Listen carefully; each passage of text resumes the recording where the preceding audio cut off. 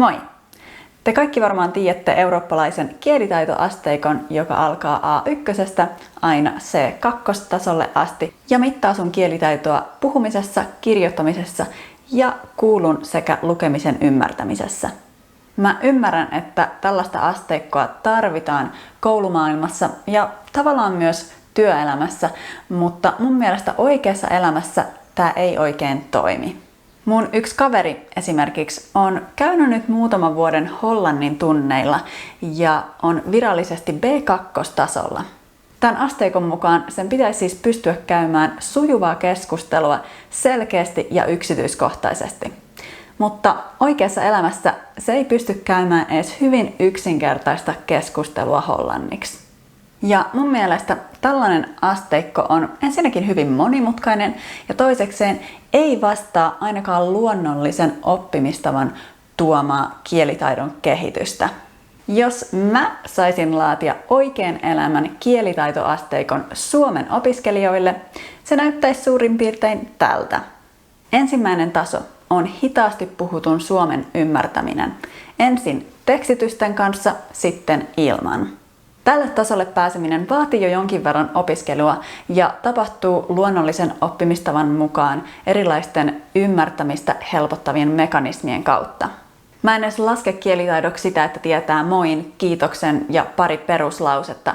Silloin sä vaan muistat ne ulkoa, et oikeasti ymmärrä mitään. Seuraava taso on nopeasti puhutun suomen ymmärtäminen, kun puhujia on vain yksi henkilö. Tämä vaatii huomattavasti enemmän opiskelua ja tottumista nopeeseen puheeseen. Sitten kolmas taso on ymmärtää keskusteluja kahden tai useamman ihmisen kesken. Ja vaikeustaso tietenkin kasvaa, mitä enemmän puhujia on. Tämä on mun kokemuksen mukaan ehkä kaikkein vaikein taso saavuttaa ja myös tavallaan valitettavasti se, mitä sä tarvit, jos sä haluat oikeasti päästä kunnolla soluttautumaan suomalaiseen kaveriporukkaan tai työtiimiin. Jos sä oot nyt kakkos- ja kolmostason välissä, niin mä pidän ensi viikolla luennon, jolla mä käyn läpi, mitä sä voit tehdä nopeuttaaksesi ja helpottaaksesi sinne kolmostasolle pääsemistä. Kannattaa siis osallistua, linkki on tämän videon alla. Okei, sä varmaan huomasit, että mä en missään vaiheessa puhunut suomen puhumisesta, pelkästään ymmärtämisestä.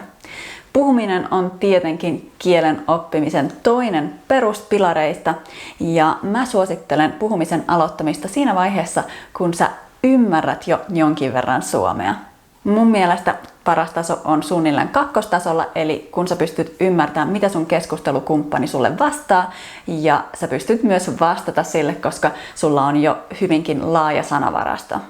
Jos sä siis aloitat puhumisen tässä vaiheessa ja tietenkin jatkat sitä läpi kolmosvaiheen, eli osallistut keskusteluihin sit kun sä ymmärrät niitä sujuvasti, sen jälkeen sä ootkin saavuttanut kaikkein ylimmän tason eli nelostason, jolloin sä pystyt kommunikoimaan suomeksi sujuvasti, helposti ja itsevarmasti.